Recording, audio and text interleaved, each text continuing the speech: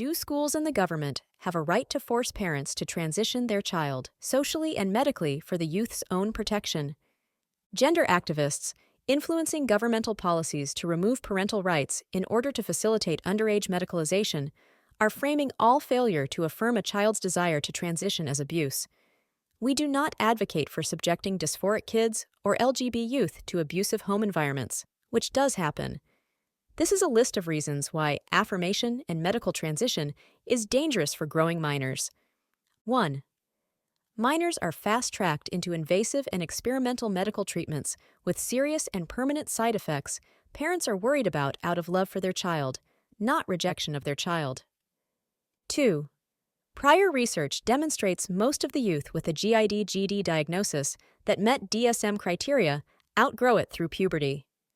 3. The pioneering pediatric transition protocol itself is under scrutiny. 4. There is a lack of knowledge of long-term effects on the health of youth, now medicalized during a critical growth period. 5.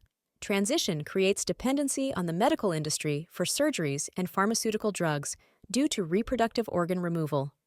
6. The soaring numbers of trans-identified young people indicate a social contagion. 7. Some youths report becoming more popular after they come out as trans non-binary, which is dangerous for a lonely teen in need of support. 8. The rebellious nature of teens and their proclivities for risk-taking and transient identities. 9. The often occurring comorbid mental health conditions, trauma or homophobia, not solved by transition. 10. The ever-widening definitions of trans non-binary and the growing list of now medicalized unstudied identities. 11.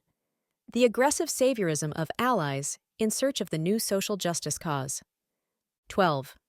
Extremist gender activism that paints people who disagree with gender ideology or pediatric medicalization, including their parents, as the enemy, who hate trans people and want them dead. 13.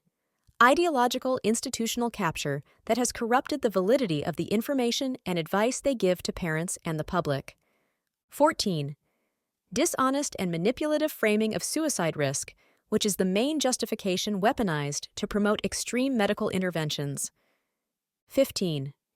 The inability of minors to provide informed consent, given brain maturation, is not complete until the age 25. 16. The growing number of young people with medical transition regret. 17. Transition can destroy fertility and sexual function, things that adult trans-identified people say are important to them, but can be damaged by transition as a minor. 18. Brain and body development are arguably more important than cosmetic results. 19. The argument the youths will need less invasive surgeries if they transition as minors is false. 20. There are financial, medical system, and social costs to unprecedented numbers of people engaging in dramatic, medicalized body modification at insurance and taxpayer expense. 21.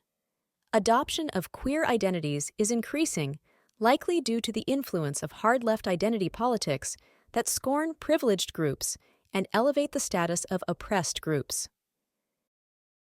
With the help of concerned parents and health professionals, Gender Health Query, a nonpartisan LGBT human rights organization, has created an informational resource to address risks and conflicts arising from gender identity activism in schools under the banner of transgender, SOGI, sexual orientation and gender education, and LGBTQ+.